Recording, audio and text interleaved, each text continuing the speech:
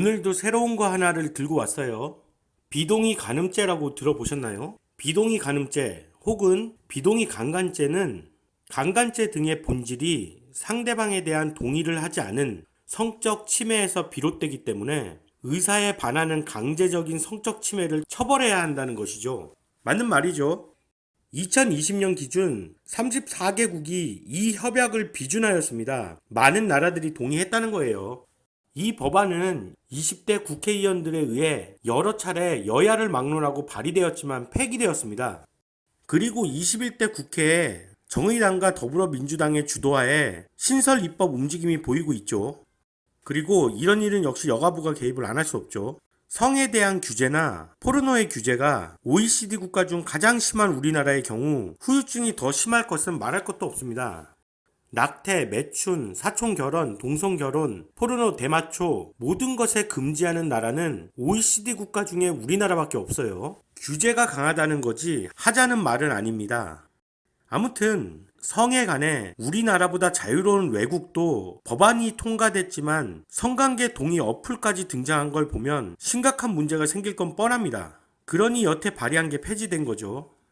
이 법안에 대해 동의하지 않는 이들의 말을 들어보면 신빙성이 있습니다. 우선 형법에 이미 있는 처벌이라는 거죠. 상대방의 동의 없는 성교란 당연히 폭행, 협박으로서 상대방을 제압하여 강제로 이루어진 성교를 말한다 하죠. 따라서 형량 강화는 충분한 검토를 거쳐야 할 문제라고 보지만 특별 예방을 목적으로 한 형량 강화가 자칫하면 오히려 범죄 증가하는 결과를 낼 수 있다고 보는 거예요. 정상적인 여성분이라면 이를 이해할 겁니다. 그래서 페미들이 정상적이지 않다는 거예요. 자, 들어보세요.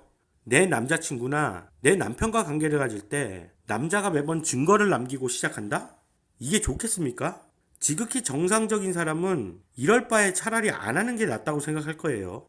그럼 안 하는 게 낫다고 누가 말할 수 있겠습니까? 당연히 남녀를 부정하는 성소수자겠죠. 이해됐나요? 두 번째 의견이 증거재판주의가 무너질 수 있다는 거예요. 굉장히 심각한 얘기입니다. 관련 선진국은 무죄 추정의 원칙을 엄격하게 지키고 있기 때문에 법정에서 가해자로 지목된 남자에게 동의의 입증 책임을 전가할 수 없습니다.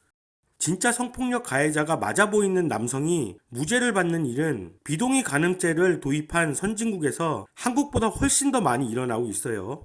진짜 성폭력 가해자가 무고를 받는 일은 서구가 더 많다는 얘기입니다. 또한 서구 선진국에서는 유죄도 아니고 그렇다고 무고죄 유죄도 아닌 회색지대의 결론이 내려지는 경우가 대다수라고 합니다. 이는 형사사건의 무죄 추정의 원칙에 의해 입증하지 못한다면 무죄를 선고할 수밖에 없기 때문이에요. 그러니까 증거가 있어야 죄라고 판결을 내릴 수 있다는 거예요. 피고인에게 유죄를 인정할 때는 적법한 증거 조사를 거친 증거에 의함을 합니다. 검찰이 주장하는 족적과 지문은 결정적 증거가 될 수 없습니다. 정철진은 무죄를 선고받아야 합니다. 그러나 상식적으로 고소인에게 동의하지 않았음을 증명하라 라고 요구할 수는 없다는 거예요. 그런데 그걸 남자에게 증명하라고 하면 관계 중 녹취가 거의 당연시되는 거죠. 2021년 10월 20일 유사한 사례가 나왔습니다. 여성과 호텔에서 장난스러운 촬영을 했던 남성이 처벌을 받았는데 카메라 등 이용 촬영죄, 감금, 강제추행, 협박죄로 남성을 고소했으나 해당 영상 덕분에 촬영 이외에는 불기소 처분을 받았습니다. 촬영한 것만 죄를 물은 거예요. 그게 벌금이 40만 원 나왔다는 거고 여성의 동의하에 한 게 영상이 나온 겁니다. 법이 왜 필요하다고 생각하십니까? 죄 지은 사람 처벌하려고. 법은 사람을 처벌하지 않기 위해 있는 겁니다. 억울하게 누명을 쓸 수도 있는데 그래서 사람을 함부로 처벌 못하게 하려고 처벌 기준을 세운 것이 그게 바로 법입니다.